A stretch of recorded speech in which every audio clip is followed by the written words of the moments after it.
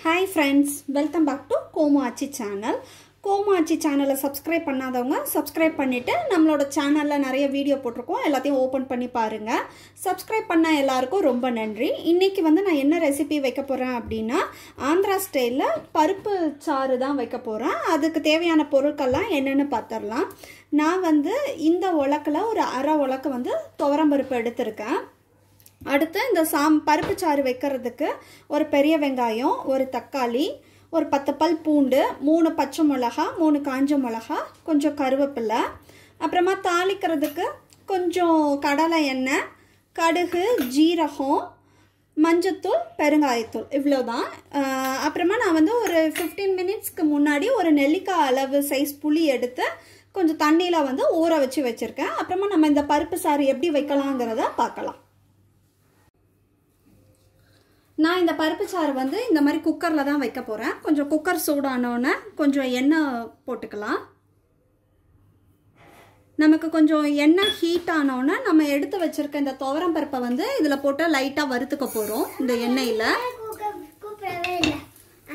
உங்களுக்கு கிளாஸ் இருக்குல்லப்பா?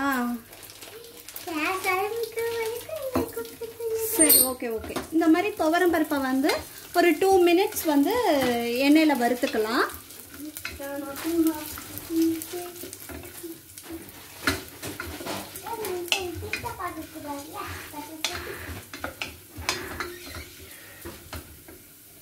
கொஞ்சம் துவரம் பருப்பு இதானதுக்கு அப்புறம் இதுல வந்து நம்ம நறுக்கி வச்சிருக்க ஒரு தக்காளி,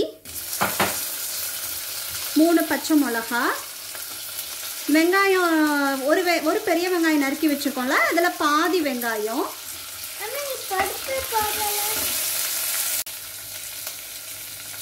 அடுத்து வந்து கொஞ்சமா மஞ்சத்தூள். சொல்லிடுங்க.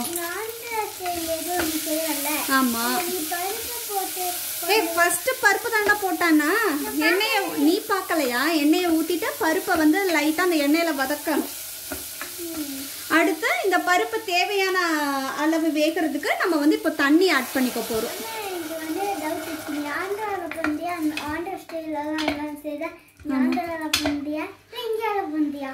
டேய், இந்தியாக்குள்ளதாண்டா ஆந்திராவே இருக்கு.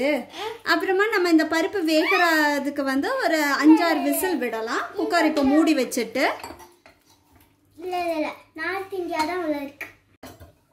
நமக்கு பருப்புல வந்து கொஞ்சம் எண்ணெய் ஊற்றி வேக வைக்கும் போது பருப்பு வந்து இன்னும் நல்லா குலைவா வரும். அதுக்காக தான் கொஞ்சம் எண்ணெய் ஊற்றுறோம். இந்த மாதிரி குக்கரை மூடி வச்சுட்டு ஒரு 5-6 விசில் விட்டா போதும். விசில் வந்ததுக்கு அப்புறம் நான் வந்து இதை ஓபன் பண்ணி காமிக்கிறேன் எவ்வளோ நல்லா குலைவா வெந்திருக்கு அப்படின்னு.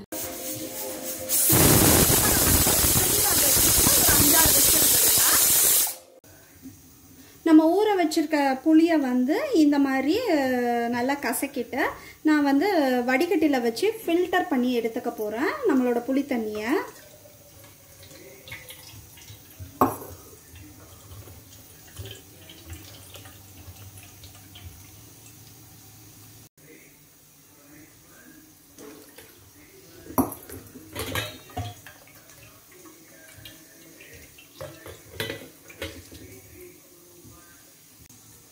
நான் இப்போ வந்து புளி தண்ணி ரெடி பண்ணி வச்சுட்டேன். இப்போ வந்து இந்த பருப்பு சாறு வந்து நம்ம ஒரு 15 மினிட்ஸில் வச்சு முடிச்சிடலாம் ஈஸியாக.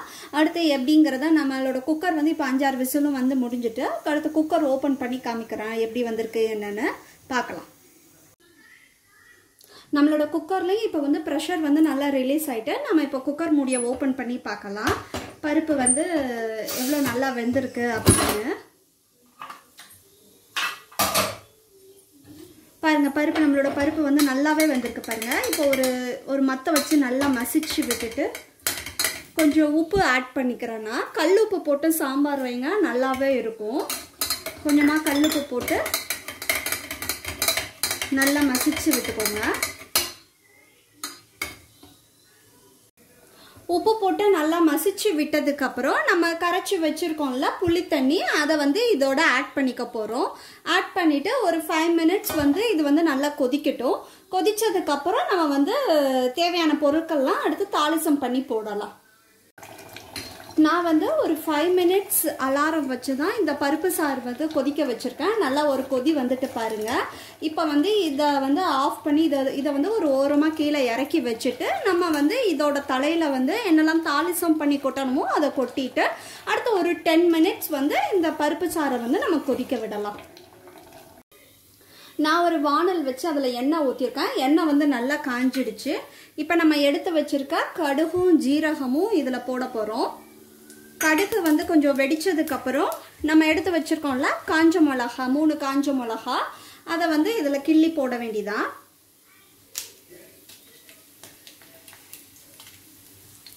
அப்புறமா நம்ம அரிஞ்சு வச்சுருக்க பெரிய வெங்காயம் கொஞ்சம் வதங்கினதுக்கப்புறம் நம்ம எடுத்து வச்சுருக்க நம்மளோட பூண்டை வந்து இதோட ஆட் பண்ணிக்கலாம். நான் வெங்காயம் கொஞ்சம் வதங்கிறதுக்கு வந்து கொஞ்சம் உப்பு ஆட் பண்ணிக்கிறேன். அப்போ நமக்கு வந்து வெங்காயம் சீக்கிரம் வதங்கிடும், அதுக்காகத்தான்.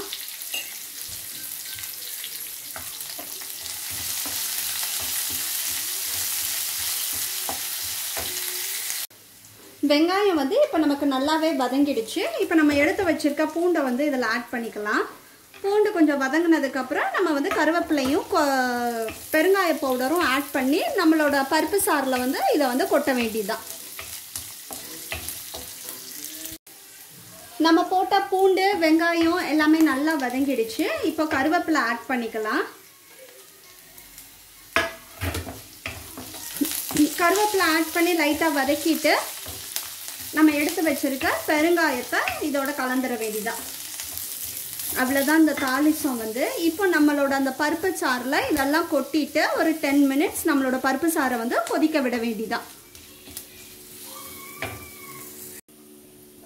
நம்ம கொதிக்க வச்சிருக்க அந்த பருப்பு சாறில் நம்ம தாளிசம் பண்ணது எல்லாத்தையும் கொட்டிடலாம்.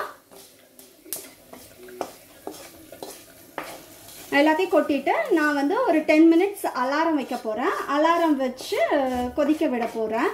நான் வந்து இந்த பருப்பு சாருக்கு வந்து ஒரு பிஞ்ச் அளவு வெல்லம் போடுவேன். அப்போ தான் வந்து காரம் வந்து நமக்கு வந்து இன்னும் நல்லா தூக்கலாக தெரியும். சப்போஸ் உங்களுக்கு இன்னும் கொஞ்சம் கட்டியாக இருக்கிற மாதிரி இருந்ததுன்னா கொஞ்சம் நீங்கள் வந்து தண்ணி ஆட் பண்ணிக்கலாம் இந்த பருப்பு சாருக்கு.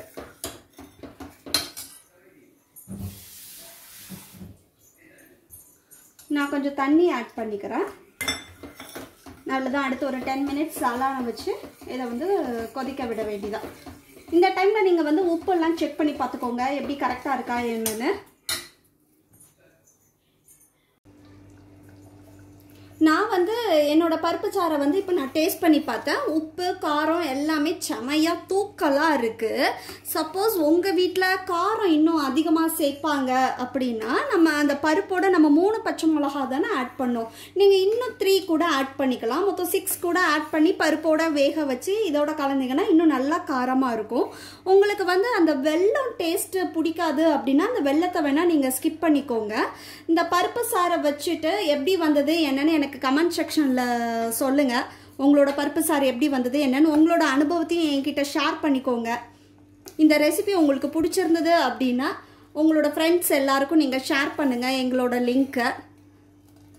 அவ்வளோதான் ஃப்ரெண்ட்ஸ், வேறு எதுவும் இல்லை. இந்த பருப்பு சாறு வந்து ஒரு 15 minutesல வச்சு முடிச்சிடலாம். நம்ம சூடான சாதத்தில் இந்த பருப்பு சாறு போட்டு சாப்பிடும்போது இன்னும் நல்லாயிருக்கும். சைட் டிஷ் வந்து அப்பளம் இல்லை ஏதாவது சிப்ஸு அப்படி ஏதாவது செய்யும்போது இன்னும் நல்லாயிருக்கும். நான் வந்து இன்றைக்கி வந்து சேனக்கிழங்க வந்து செத்தி வச்சுருக்கேன். சேனக்கிழங்கு சிப்ஸ் தான் இன்றைக்கி போடலான்னு இருக்கேன். சாதம், பருப்பு சாறு, சேனக்கிழங்கு சிப்ஸு தான் இன்றைக்கி மதியானம் எங்கள் வீட்டில். Bye friends.